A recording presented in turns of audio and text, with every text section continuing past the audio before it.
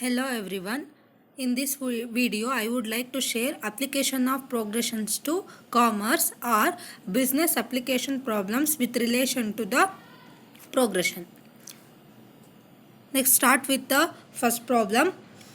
In how many months a loan of rupees 225 would be paid up if it is repaid in monthly installation of rupees 29, 27, 25, 23 and so on. ನಾವು first ಇದರಲ್ಲಿ ಇದು ಯಾವುದು related ಅಂತ ನೋಡ್ಕೋಬೇಕು, ಅಂದರೆ arithmetic ಪ್ರೋಗ್ರೆಷನ್ನು R geometric progression ಅಂತ ನೋಡ್ಕೋಬೇಕು. Problem ಇರೋದೇನಪ್ಪ ಅಂತಂದರೆ, in how many months A loan of rupees 225, ಅಂದರೆ ಅವನು 225 ರುಪೀಸ್ ಟೋಟಲ್ ಲೋನನ್ನು ರೀಪೇ ಮಾಡಬೇಕು. So in a monthly instalment of 29, 27, 25, 23 and so on. ಅಂದರೆ ಫಸ್ಟ್ ಮಂತಲ್ಲಿ 29, ನೆಕ್ಸ್ಟ್ ಮಂತಲ್ಲಿ 27, ಥರ್ಡ್ ಮಂತಲ್ಲಿ 25, ಫೋರ್ತ್ ಮಂತಲ್ಲಿ 23, ಇದೇ ಥರ ಮಂತ್ಲಿ ಇನ್ಸ್ಟಾಲ್ಮೆಂಟಲ್ಲಿ ಪೇ ಮಾಡ್ತಾನೆ. Total amount 225. ಸೊ ನಮಗಿಲ್ಲಿ ಟೋಟಲ್ ಗೊತ್ತಿದೆ ಅಂತಂದರೆ that is the S N ಆಗಿರುತ್ತೆ. ಇನ್ನು ನೋಡಿ ಡಿಫ್ರೆನ್ಸ್, ಫಸ್ಟ್ ನಂಬರ್ 29 ಇದೆ, ಸೆಕೆಂಡ್ ಟರ್ಮ್ 27 ಇದೆ, ಥರ್ಡ್ ಟರ್ಮ್ 25 ಇದೆ. So common difference is -2, where a equal to 29, that is the first term, so d is -2 and sn is 225. ಅಲ್ಲಿ how many months ಅಂತ ಕೇಳಿದ್ದಾರೆ. So ಅದಕ್ಕಾಗಿ number of terms we have to calculate, or n we have to calculate. sn equal to n divided by 2 into 2a plus n minus 1 into d. ಇದು arithmetic progression sequence. So s n equal to n by 2 into 2a plus n minus 1 into d formula ಹಾಕ್ಕೋಬೇಕು. S n is total 225 equal to n divided by 2 into 2a. 2 means 2a means 29 plus n minus 1 we don't know, minus 2, d is minus 2. 225 into 2 equal to 450, cross multiplication ಆಗಿದೆ, equal to n into 2 into 29 58 minus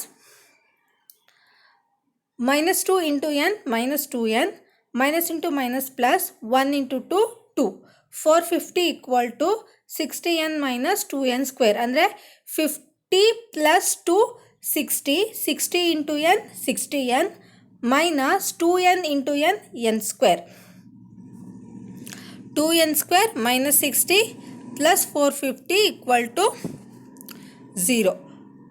so ನಮಗಿಲ್ಲಿ 2n ಇದು quadratic equation ಫಾರ್ಮಲ್ಲಿ ಸಿಕ್ತು. ನಾವು ಇದನ್ನು bifurcate ಮಾಡಬೇಕು. 2n square minus 30n minus 30 plus 450 equal to 0 ಅಂತ. ಅಂದರೆ ಯಾವುದಾದ್ರೂ 2 ನಂಬರ್ಸನ್ನು ಮಲ್ಟಿಪ್ಲೈ ಮಾಡಿದ್ರೆ ನಮಗೆ 900 ಬರಬೇಕು. ಯಾಕೆಂದರೆ ಎ 2 ಇದೆ, ಸಿ 450 ಇದೆ. 450 ಇಂಟು 2 900 ಆಗುತ್ತೆ. ಸೊ ಯಾವುದಾದ್ರೂ 2 ನಂಬರನ್ನು ಮಲ್ಟಿಪ್ಲೈ ಮಾಡಿದ್ರೆ 900 ಬರಬೇಕು. ಆ್ಯಡ್ ಆರ್ ಲೆಸ್ ಮಾಡಿದ್ರೆ ಮೈನಸ್ 60 ಬರಬೇಕು.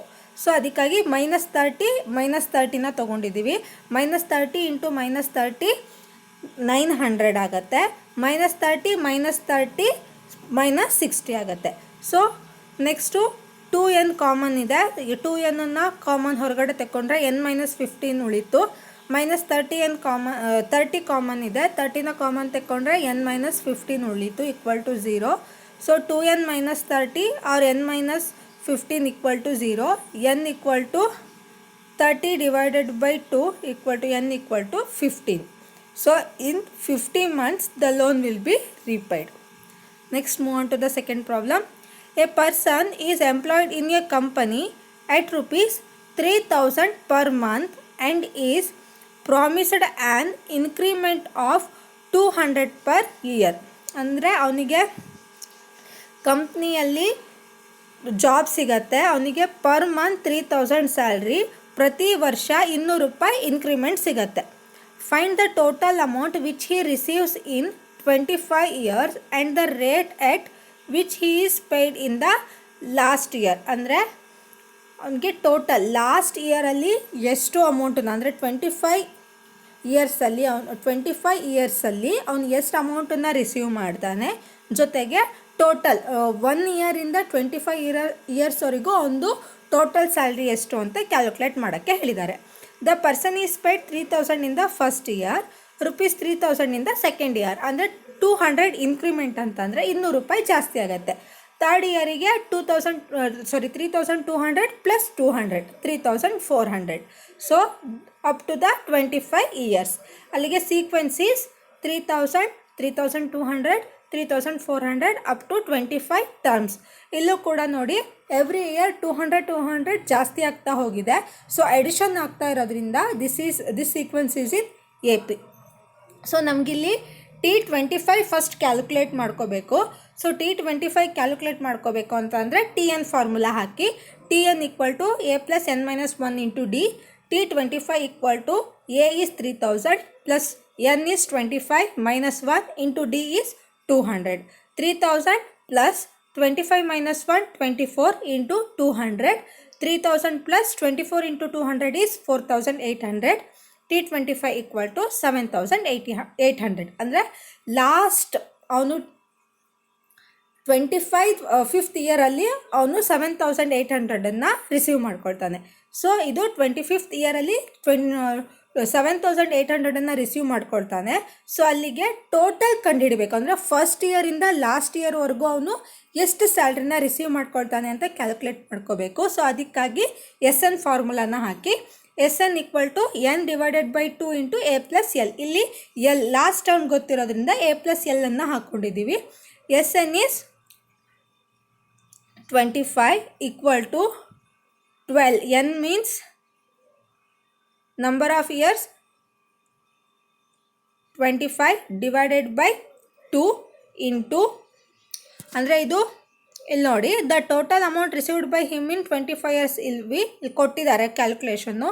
3000 into 12 months, 3200 into 12 months, 3400 into 12 months plus 7800 into 12 months. ಅಂದರೆ 1 ಇಯರ್ 1 ಮಂತ್ಲಿ ಸ್ಯಾಲ್ರಿ 3000. ಅಲ್ಲಿಗೆ 1 ಇಯರಲ್ಲಿ 12 ಮಂತ್ಸ್ ಇರುತ್ತೆ. ಸೊ ಎಲ್ಲದನ್ನು ನಾವು 12ಇಂದ ಮಲ್ಟಿಪ್ಲೈ ಮಾಡ್ಕೋಬೇಕು. ಸೊ ಇಲ್ಲಿ 12 ಹೆಂಗೆ ಬಂತಪ್ಪ ಅಂತಂದರೆ, ನಾವು 1 ಮಂತ್ ಸ್ಯಾಲ್ರಿ ಕೊಟ್ಟಿದ್ದಾರೆ. ಸೊ 1 ಇಯರ್ಗೆ ಅಂತಂದರೆ 12ಇಂದ ಮಲ್ಟಿಪ್ಲೈ ಮಾಡ್ಕೋಬೇಕು.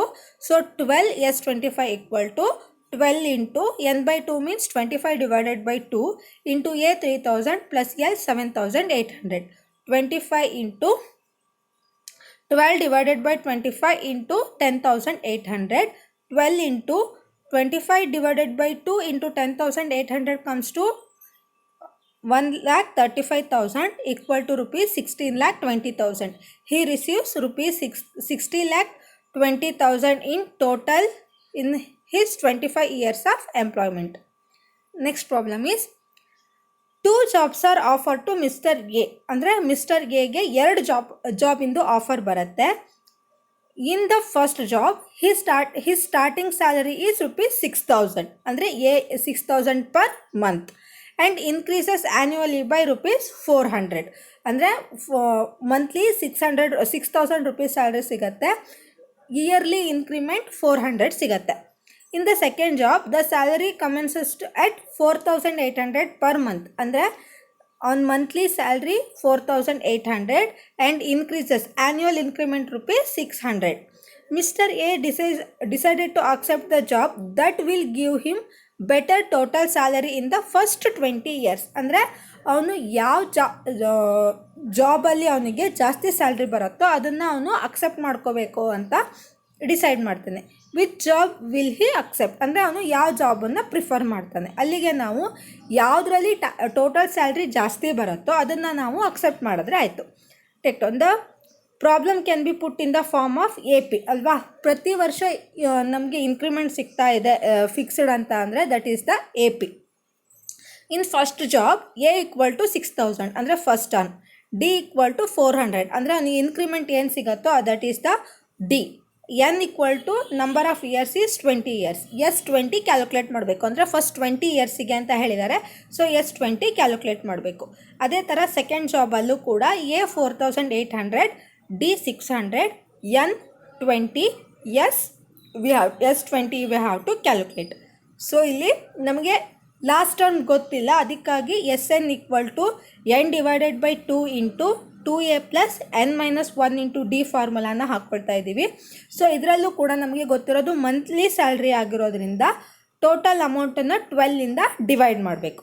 Okay, n is 20 divided by 2 into 2 into a is 6000 plus 20 minus 1 d is 400 into 12 ಯಾಕೆ ಅಂತಂದರೆ 1 ಇಯರಿಗೆ ಕ್ಯಾಲ್ಕುಲೇಟ್ ಮಾಡ್ತಿರೋದ್ರಿಂದ. So 10 into 12,000 plus 7,600 into 12 equal to 10 into 19,600 into 2 plus 20 equal to 23,52,000. Next, calculate the same for second job. Here the A is 4,800 and the D is 600. Then we calculate this as 20 equal to 25,20,000. So compared to first job and the second job is give the more salary to Mr. A. So therefore he would select second job. Next problem is a man saved rupees 16,500 in 10 years. ಅಂದರೆ ಅವನು 10 ವರ್ಷದಲ್ಲಿ 16,500 ರೂಪಾಯಿನ save ಮಾಡ್ತಾನೆ. In each year after the first he saved rupees 100 more than he did in a previous year. ಅಂದರೆ ಪ್ರತಿ ವರ್ಷ ಅವನು ಎಷ್ಟು ಸೇವ್ ಮಾಡ್ತಾನೆ ಅಂತಂದರೆ ಹೋದ ವರ್ಷಕ್ಕಿಂತ ಈ ವರ್ಷ 100 ರೂಪಾಯಿ ಜಾಸ್ತಿ. ಫಾರ್ ಎಕ್ಸಾಂಪಲ್ 2019 ಅವನು 100 ರೂಪೀಸ್ ಸೇವ್ ಮಾಡಿದ್ದ ಅಂತಂದರೆ 2020 ಅದಕ್ಕಿಂತ 100 ಜಾಸ್ತಿ ಅಂದರೆ 200 ಸೇವ್ ಮಾಡ್ತಾನೆ. ಸೊ 1 ಇಯರಿಂದ ಇನ್ನೊಂದು ಇಯರಿಗೆ 100 ರೂಪೀಸನ್ನು ಅವನು ಜಾಸ್ತಿ ಸೇವ್ ಮಾಡ್ತಾ ಹೋಗ್ತಾನೆ. How much he did save in first year ಅಂತ ಕೇಳಿದ ತಕ್ಷಣ ನಾವು ಕ್ಯಾಲ್ಕುಲೇಟ್ ಮಾಡಬೇಕು. So this problem is also in AP. ಓಕೆನಾ, ಯಾಕೆ ಅಂತಂದರೆ ಎವ್ರಿ ಇಯರ್ ಅವನಿಗೆ ಸೇವ್ ಮಾಡ್ತಾ ಇರೋ ಅಮೌಂಟ್ ಸೇಮ್ ಇದೆ. So this problem is also in AP.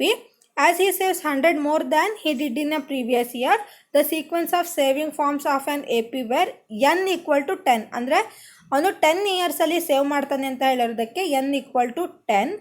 Total savings ಅವ್ರು ಕೊಟ್ಟಿರೋದ್ರಿಂದ SN equal to or S10 equal to 16,500. D is 100 difference. A equal to we have to calculate. SN equal to n divided by 2 into 2a plus n-1 into t. SN ಅವರೇ ಕೊಟ್ಟಿದ್ದಾರೆ 16,500 equal to n is 10 divided by 2 into a we have to calculate 2a plus n-1 is 10 minus 1 into d is 100. 16,500 equal to 10 divided by 2 is 5 into 2a plus 10 minus 1 is 9 into 100 900. 16,500 equal to 5 ಇಂದ 2a plus 900 multiply ಮಾಡಿದ್ರೆ 10a plus 4,500 ಬರುತ್ತೆ. So ಇಲ್ಲಿ alphabet ಇರೋದು unknown ವ್ಯಾಲ್ಯೂನ ಒಂದು ಕಡೆ ತಗೊಳ್ಳಿ, ನಾನ್ ವ್ಯಾಲ್ಯೂನ ಇನ್ನೊಂದು ಕಡೆ ತಗೊಳ್ಳಿ.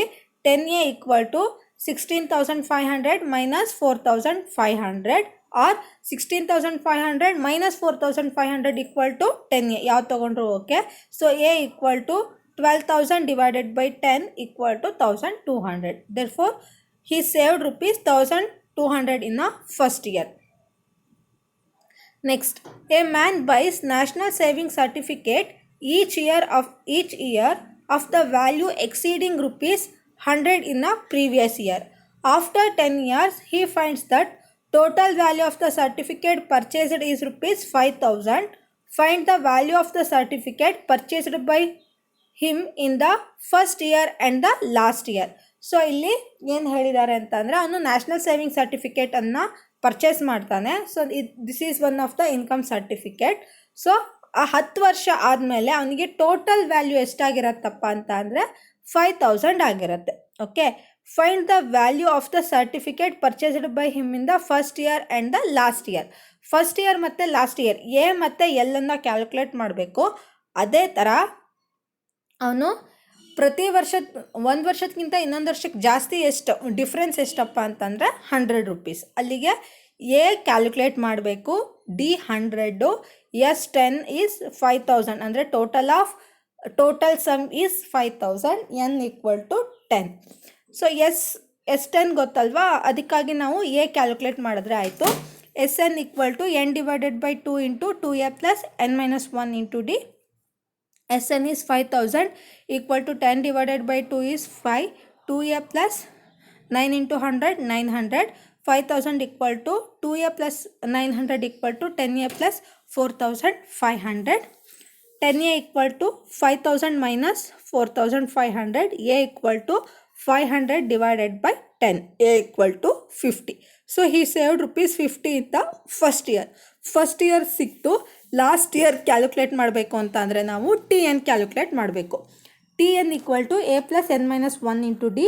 T10 ಅಂದರೆ ನಾವು 10th ಇಯರಿಗೆ ಕ್ಯಾಲ್ಕುಲೇಟ್ ಮಾಡಬೇಕಾಗಿರೋದ್ರಿಂದ T10 equal to a is 50 plus n is 10 minus 1 equal to 9, d equal to 100.